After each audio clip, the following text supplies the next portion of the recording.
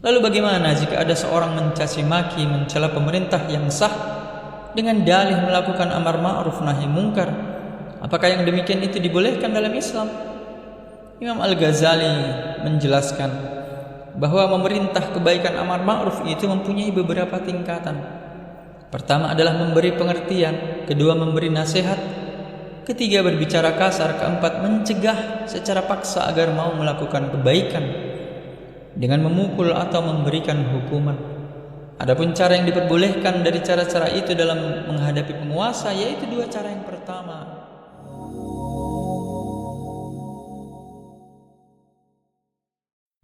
Assalamualaikum warahmatullahi wabarakatuh. Innal hamdalillah nahmaduhu wa nasta'inuhu wa nastaghfiruh wa na'udzu billahi min shururi anfusina wa min sayyiati a'malina may yahdihillahu fala mudilla lahu wa may yudlilhu fala hadiya lahu. Asyhadu an la ilaha illallah wa asyhadu anna Muhammadan abduhu wa rasuluh. Allahumma salli wa sallim ala sayyidina Muhammad wa ala alihi wa ashabihi wa man tabi'ahum bi ihsanin ila yaumiddin. Ya ayyuhalladzina amanu taqullaha haqqa tuqatih wa la tamutunna illa wa antum muslimun. Ya ayyuhan nasu ittaqu rabbakum alladzi khalaqakum min nafsin wahidah wa khalaqa minha zawjaha وبث منهما رجالا كثيرا ونساء واتقوا الله الذي تساءلون به والأرحام إن الله كان عليكم رقيبا. يا أيها الذين آمنوا اتقوا الله وقولوا قولا سديدا يصلح لكم أعمالكم ويغفر لكم ذنوبكم ومن يطع الله ورسوله فقد فاز فوزا عظيما. أما بعد أوصيكم ونفسي بتقوى الله وطاعته لعلكم تتقون. Hadirin jemaah Jumat yang insyaallah dimuliakan oleh Allah. Tidak ada kata yang dapat mewakili nikmat tetesan darah, detak jantung, hembusan nafas, langkah kaki, ayunan tangan. Semua itu hanya dapat dibalas dengan ucapan alhamdulillah. Tidak ada yang dapat menjalinkan kita dengan beliau yang jauh di sana, di kota Madinah Al-Munawwarah. Beliau tidak pernah melihat raut wajah kita, tapi beliau selalu memikirkan kita. Kita kirimkan untuknya Allahumma salli ala sayyidina Muhammad wa ala ali sayyidina Muhammad.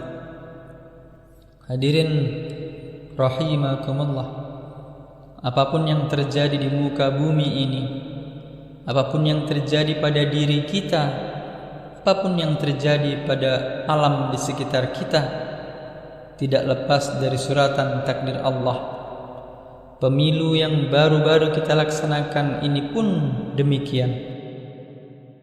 Allah telah memiliki suratan takdir untuk kita. Setelah Allah menentukan takdir itu, Allah akan menguji kita. Apakah kita ikhlas dalam menjalani takdir itu atau tidak? Apakah kita ridha dalam menerima hasil usaha dalam menjalani takdir itu? Hadirin rahimakumullah, Allah Subhanahu wa ta'ala berfirman, "Ma asaba min musibah fil ardi wala fi anfusikum illa fi kitabin min qabli an nabra'aha inna dzalika 'ala Allahi yasir." Sesungguhnya setiap musibah yang menimpa di bumi dan menimpa dalam dirimu sendiri, semuanya telah tertulis di dalam kitab Lauhul Mahfuz sebelum kami mewujudkannya. Sungguh yang demikian itu mudah bagi Allah. Bagi Allah memenangkan siapapun adalah hal yang sangat mudah. Kita boleh saja secara tulus dan ikhlas memperjuangkan kemenangan calon pemimpin kita, tapi kita juga harus ridha terhadap hasilnya. Jangan sampai kita justru terkena musibah buruk karena tidak ridha dengan ketetapan Allah.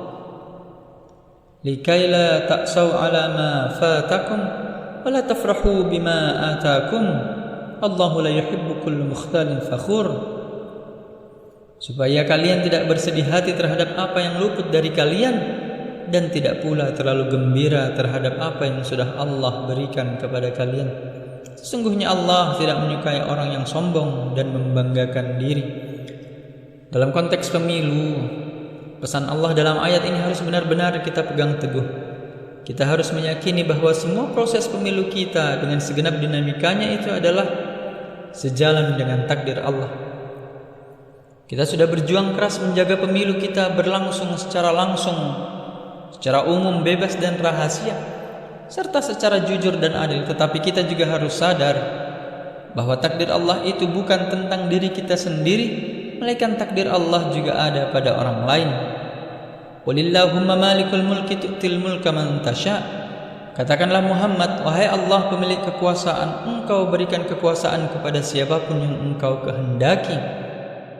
Wa tanzi'ul mulka mimman tasha. Dan engkau cabut kekuasaan dari siapa saja yang engkau kehendaki. Wa tu'izzu man tasha.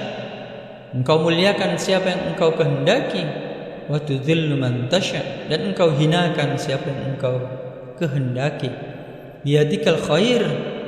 Di tanganmu lah ya Allah segala kebajikan. Innaka ala kulli syai'in qadir. Sesungguhnya engkau maha kuasa atas segala sesuatu. Hadirin rahimakumullah, setelah pemilu berakhir, maka ada satu hal penting yang harus kita lakukan meskipun pilihan kita bukanlah orang yang terpilih. Salah satunya adalah kita tidak boleh mencela pemimpin. Bisa jadi kita berkata, sosok yang saya idamkan memimpin negeri ini sepertinya tidak terpilih dalam hitungan. Maka saya tidak akan mencaci maki atau melakukan perbuatan buruk lainnya, karena memang itu dilarang oleh Nabi kita. Dari Umamah bahwa Nabi Shallallahu Alaihi Wasallam bersabda, janganlah mencaci maki para pemimpin, mintakan kepada Allah kebaikan mereka, sebab kebaikan mereka juga kebaikan untuk kalian. Di dalam berbangsa dan bernegara, keberadaan seorang pemimpin merupakan suatu hal yang sangat fundamental. Tanpa adanya pemimpin, negara tidak akan mungkin berjalan sesuai dengan yang diharapkan, baik dalam aspek agama, sosial, budaya. Demikian pula, barang siapa yang mencela atau menghinakan para ulama, maka akan hilang akhiratnya. Dan barang siapa yang mencela para umara, para penguasa, maka akan hilang dunianya. Dan barang siapa yang mencela dan merendahkan saudaranya, maka akan hilang kehormatannya. Lalu bagaimana jika ada seorang mencaci maki, mencela pemerintah yang sah dengan dalih melakukan amar ma'ruf nahi mungkar? Apakah yang demikian itu dibolehkan dalam Islam? Imam Al-Ghazali menjelaskan bahwa memerintah kebaikan amar ma'ruf itu mempunyai beberapa tingkatan. Pertama adalah memberi pengertian, kedua memberi nasihat, ketiga berbicara kasar, keempat mencegah secara paksa agar mau melakukan kebaikan dengan memukul atau memberikan hukuman. Adapun cara yang diperbolehkan dari cara-cara itu dalam menghadapi penguasa, yaitu dua cara. Yang pertama, yakni memberikan pengertian dan memberi nasihat. Sedangkan mencegah dengan kekerasan maka tidak boleh dilakukan rakyat terhadap penguasa, karena dapat menyulut fitnah, menimbulkan gelombang keburukan dan lebih banyak bahaya yang ditimbulkannya.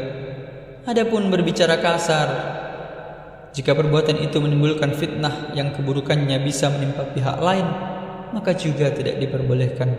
Hadirin rahimakumullah, apapun hasil yang muncul setelah pemilu kita, itulah yang terbaik dari Allah Subhanahu wa taala. Barakallahu li wa lakum fil Qur'anil azim. Nafa'ni wa iyyakum bima fihi minal ayati wa dzikril hakim. Wa taqabbal minni wa minkum tilawatahu innahu huwal ghafurur rahim.